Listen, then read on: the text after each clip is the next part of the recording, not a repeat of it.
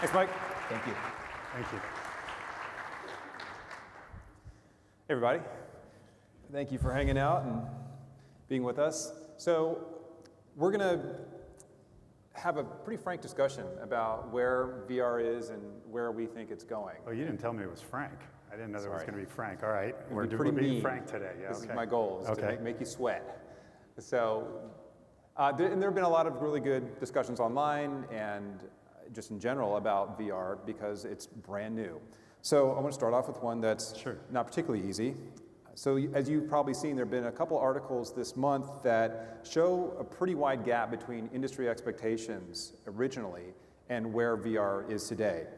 So how would you explain that gap, and what's your honest assessment for VR sales to date? Right. Well, first I think you have to separate the promise of VR and VR year one sales. So when it comes to the promise of VR, Oculus believes, and I think the industry believes, this is the next big thing. This is the next computing platform. We believe in it, we think it's going to happen, and we're unwavering in that belief. When it comes to year one sales, I think there was a disconnect between what the industry was saying. And I think we were pretty much all on the same page. I remember Mark Zuckerberg standing up on stage at either F8 or OC3 and saying this is a 10-year process. I've heard the same things from other hardware manufacturers. I don't remember anyone going out there and saying this is going to be massive year one. There were others peripheral to the industry that were following kind of the normal hype curve of technology where before it's out, there's a giant hype for it, and then it comes out and it doesn't do your taxes, cure cancer, and everything else, immediately sell 100 million units. And we're now kind of in that reality part of the curve, and that's going to last for a couple years now as we figure out how to get everything right. And then we believe as an industry, and certainly Oculus believes, that we hit that second major tail, and we believe that this is going to be a massive part of the future of humanity. Well then, what specifically do you think is necessary to hit that curve, to make it really move forward in a way that everybody expected at the beginning? Right.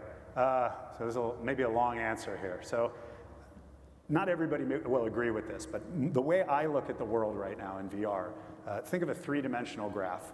Two of the dimensions are price and quality. When I talk about quality, I'm talking about the physicality of it, the lenses, the screens, the refresh rate, everything down to the straps, the lightness, the weight, everything like that. And then the third dimension of the graph is what I'll call content, but that also includes operating system, how quickly it works when you put it on, how easy it is to move in and out of it, all of the things that a user feels and sees when they're in the device. If you look at the devices that are out there right now, I don't think any of them have product market fit. Let's start with Gear VR. Price-wise, spot on. At $99, everybody's very happy with it. It sold over 5 million units, we've announced. It continues to sell. It's a fantastically quickly moving device for the first year. So you want to talk about first year? That's great.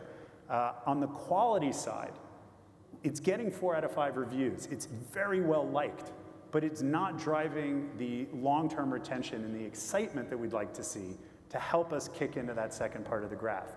I think, the refresh rate isn't quite right. The battery issues, putting your own phone into a device. These are part of that quality bar that just isn't there yet. And then there's content, which we'll deal with in a second.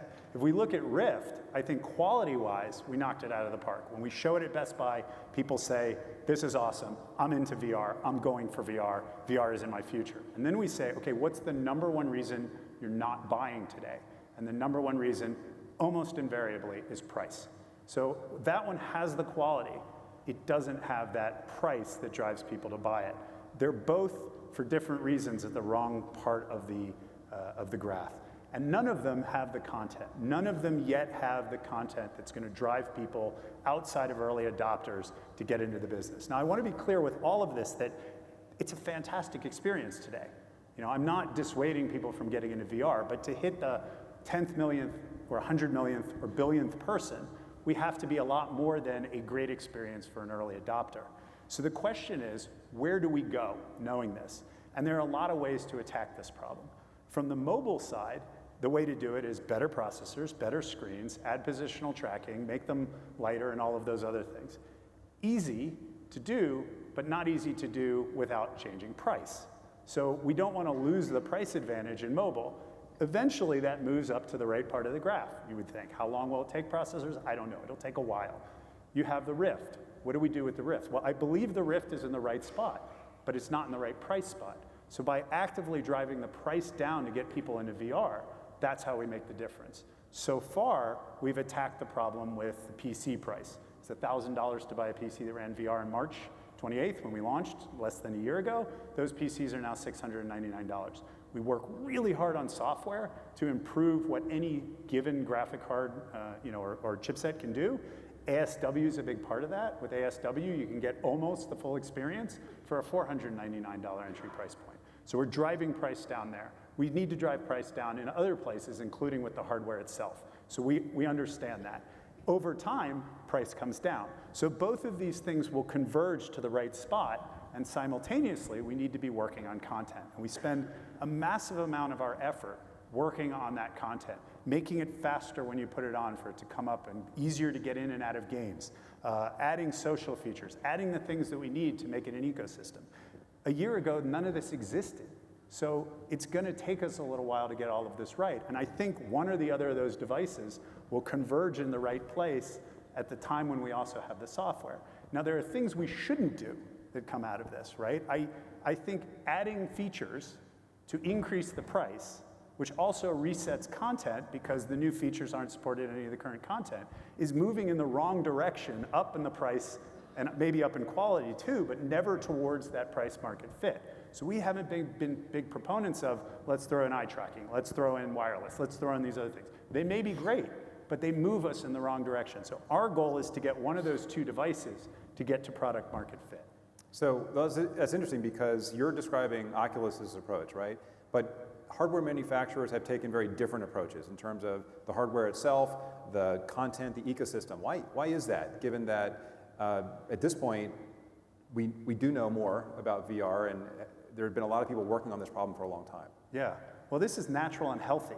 If everybody went out with exactly the same product and exactly the same thought process, there'd be no competition making them drive to do anything better, and you wouldn't get a wide variety of ideas for people to look at, and the consumer eventually, and developers as well, to say this is good, that's bad, this is good, that's bad.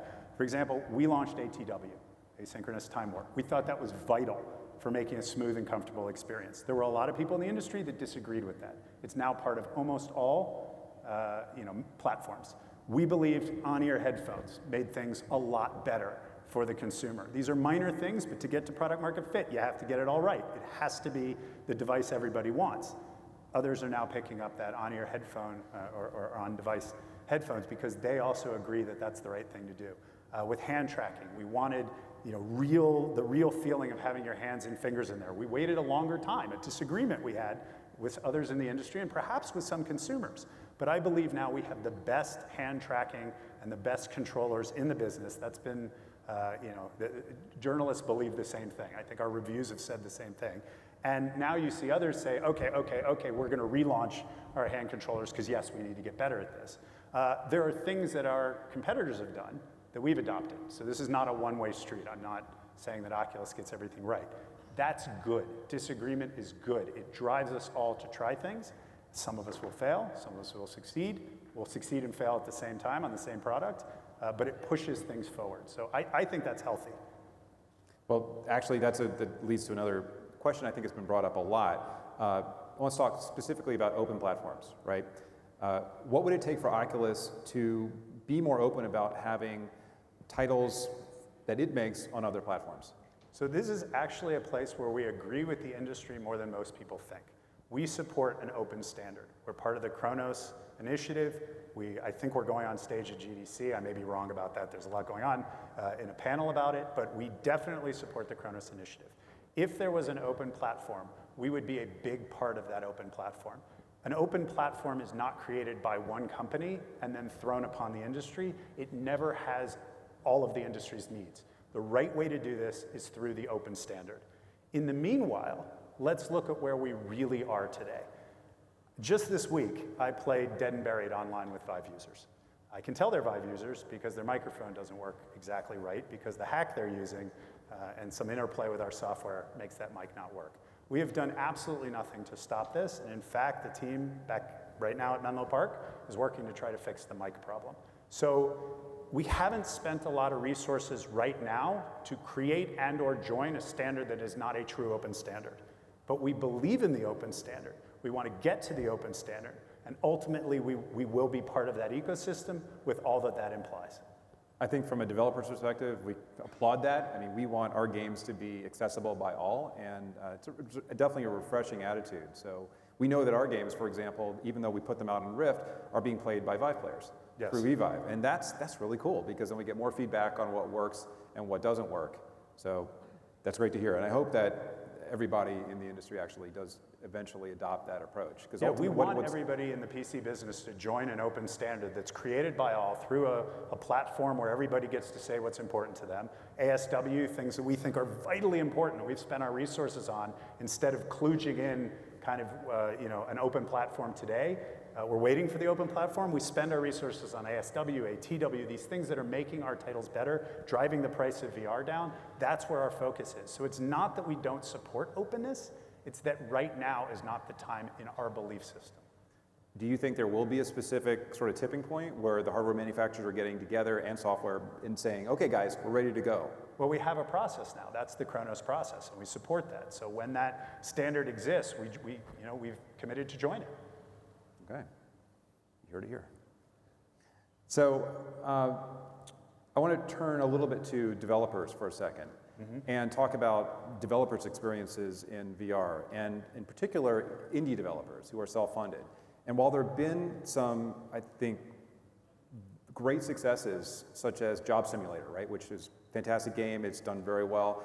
Other indie developers who have self-funded have not done so well, and there have actually been a couple stories about those who have bet the farm on VR and gone under as a result.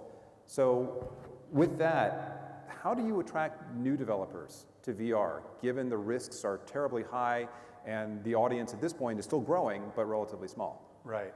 Well, anytime a developer goes out of business, that's a bad thing for humanity. It's a bad thing, certainly, for the VR business, and we don't want that to happen.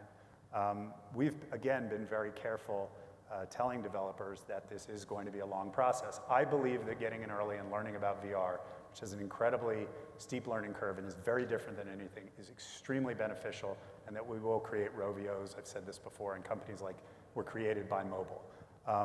Going all in on VR right now, unless you have a very good business plan, is not necessarily the right thing to do. And I think I would throw this back to you. You're a developer. I'm a producer these days, so I have the easy job. As a developer, you haven't gone all in, even though you've gone significantly in. So what was your decision process, and how are your resources split between the two?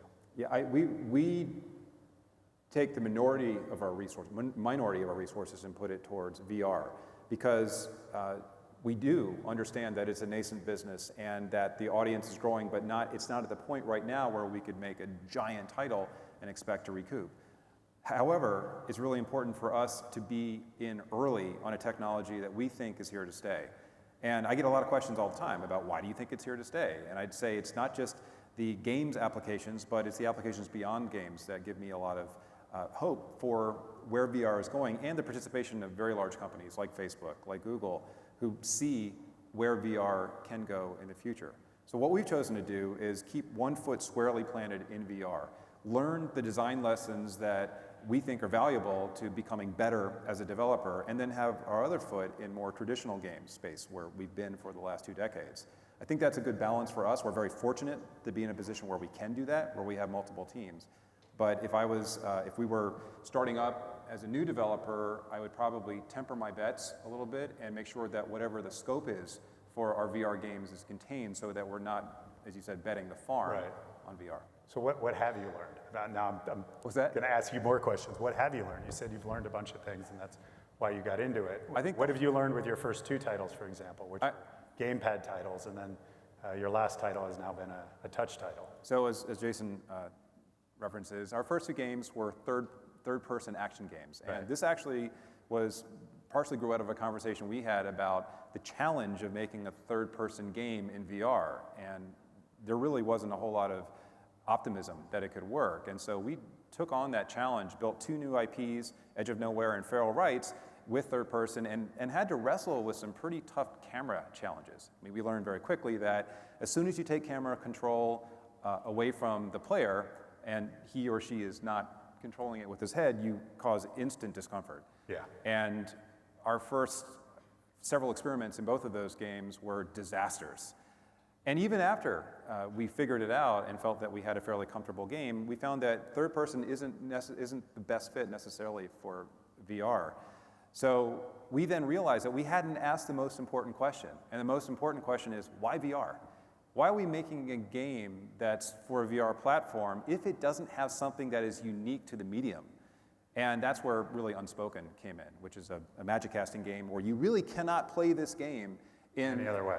Any other way, because you're tracking your hands, you're creating fireballs and throwing them, you're doing all sorts of really cool stuff, and being transported into this world where you are a magician because it's you. You're actually in this space, in this VR space, playing against somebody else.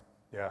So my advice is, if you're starting out, you have to ask and answer that question, why VR, and feel very confident about the answer. Yeah, definitely, especially for early adopters, because they bought this platform specifically to play something they had never played before. I have my theories that in the long run, we'll get back to gamepad games because it's such a great control mechanism, and people will say, okay, I don't want to stand up, it's been a long day at work, I just want to sit here and do something more passive, and that gamepad is a great device, but right now, our consumers have been pretty clear. They want touch. They want to see their hands in the space. Well, that's one of the things that does, in my opinion, separate VR from traditional games in general, is it's a different interface now. And as players, we are always looking for new ways to be immersed in our worlds, to be convinced that we are actually in this place doing this cool thing. And the more we can move away from this and eventually to actually this without any controllers, right. That's the tipping point, that all of a sudden the world goes, wow, you've got something that's beyond a game. This is an experience that I never would have imagined could exist.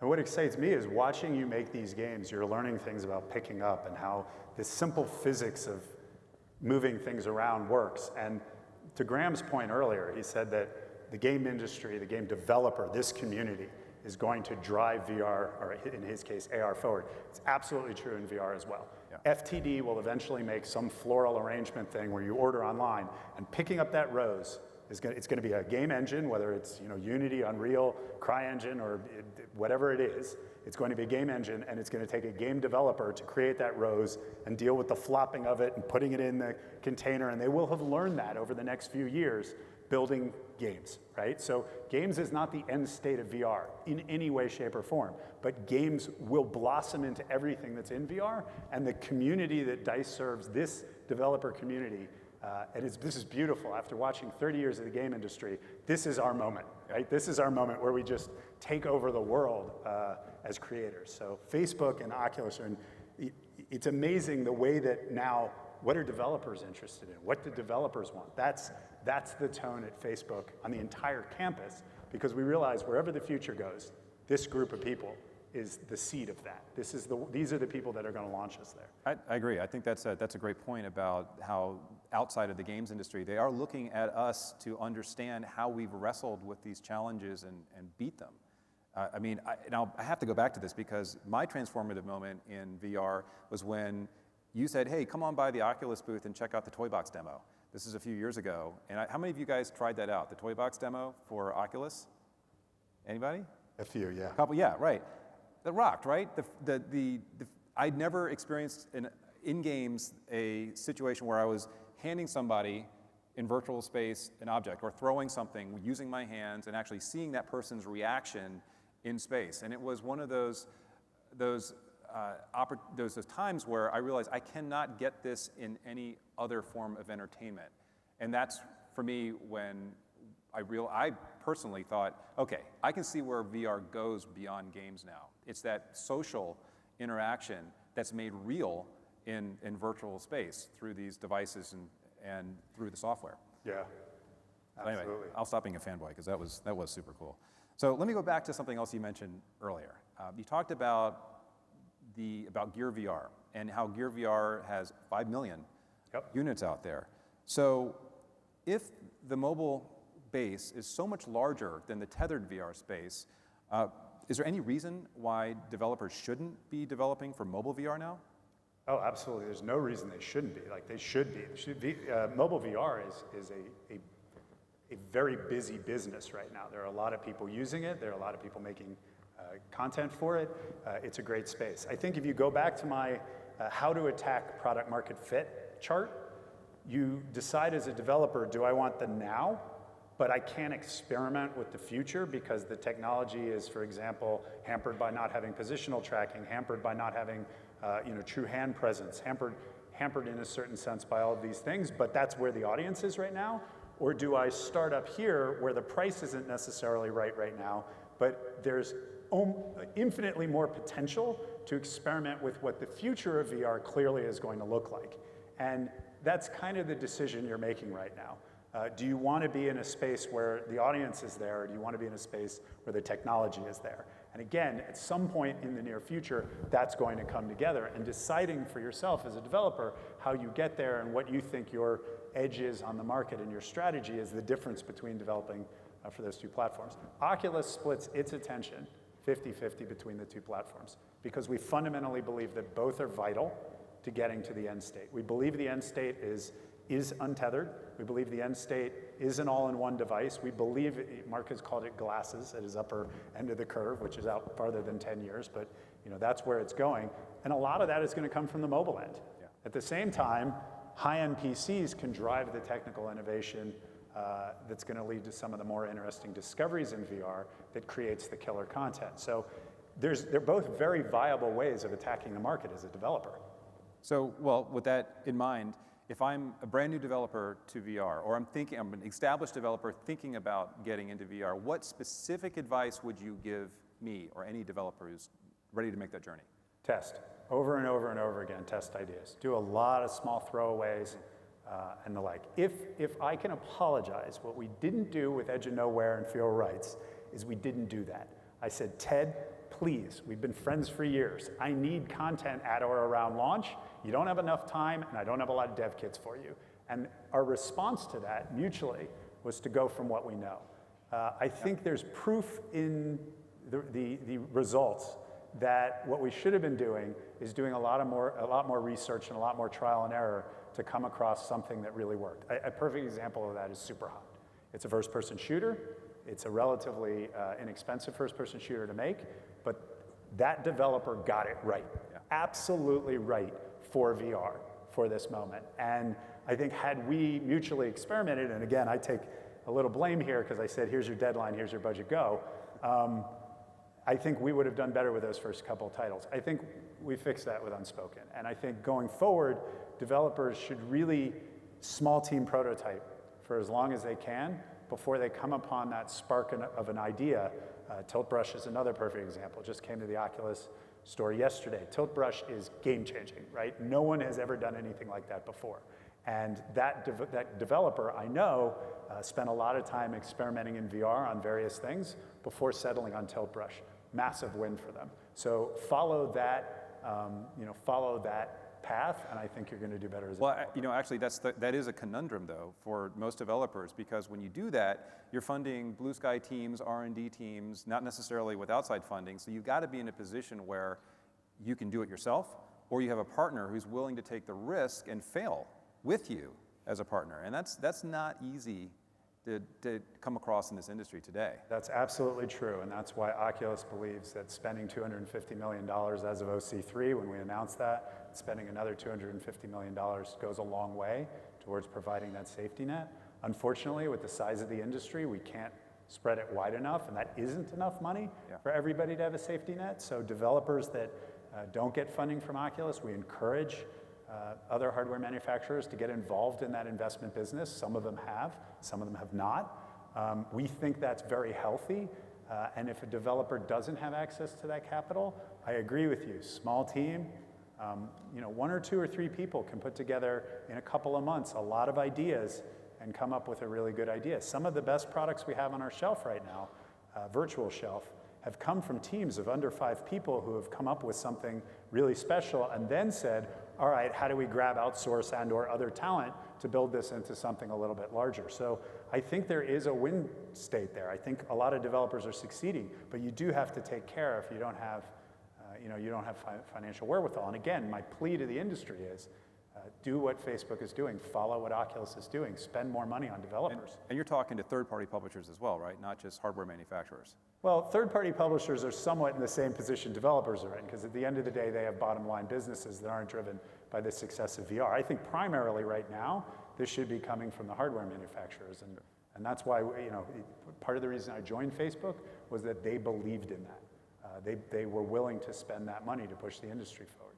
Got it. We did have one question that came in from Twitter, and I'll try to keep it quick. But what's the hardest part of making a VR game? That's a question that was for you, absolutely. Benjamin Fritz. Again, it's a developer question. So, we've talked about some of the challenges, but I think the hardest part actually is, there's the figuring out why VR, but then there's also understanding what VR is and ensuring that your team really gets it. And when your designers, your artists, your programmers, your sound engineers are all clear on what the medium brings to games, because it's easy, I think you mentioned this before, to fall back on our traditional expertise and to design and program games the way we have been doing it forever, and then realize after the game is almost done that it doesn't feel any different than that last game we put out 5 years ago. So that's the challenge. It's a team. It's always a team effort making games, but everybody has to be thinking of this hardware in the same way. Otherwise, you get mixed results. Yeah, there's a huge challenge in finding the spark that makes you interesting to the consumer. That's the primary challenge. And that challenge can be overcome with small budgets and small teams. The second challenge is scaling that product to the point at which it's not a demo or just another wave shooter. And right now, that is an extremely hard part of the business for developers. Again, that's why Oculus funds so many developers in so many ways. We don't publish how many titles are in our store and our competitors' stores that have significant amounts of Oculus money behind them to get the scale we believe is kind of a minimum so that people don't dismiss great ideas without having the meat behind it to say, that was a great experience. And I think we got caught here on feral rights too. There's a price point question. Yeah, that's true. Put all of this money into this game. You have to put it on the shelf. You want to recoup. You know the early adopter wants to play the games. You have to be very careful to take care of your community and take care of the consumer. And I think our launch price with feral rights was inappropriate. It wasn't the right, and I think, thank you to Insomniac, we got to the right place with that game. I also think VR enthusiasts will love that game. Like, go play it. You got to play it. That's usually the mantra with VR. You have to experience it. So but price is important. Price, I agree. And I know the audience agrees as well. So we have a few more seconds. Let me just ask you one more question. So you've probably seen more VR games than just about any other person, given that this is what you do. You're looking at them, you're evaluating new concepts all the time.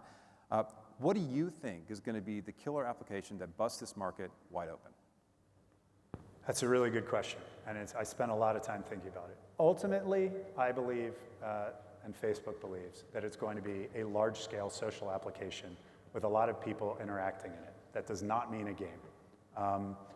To get there, we have to get player matching to the point where there's enough people that there is a large-scale group of people playing at the same time. And right now, that's been somewhat of a challenge. Yeah. So I think the short-term win state is different than the long-term win state.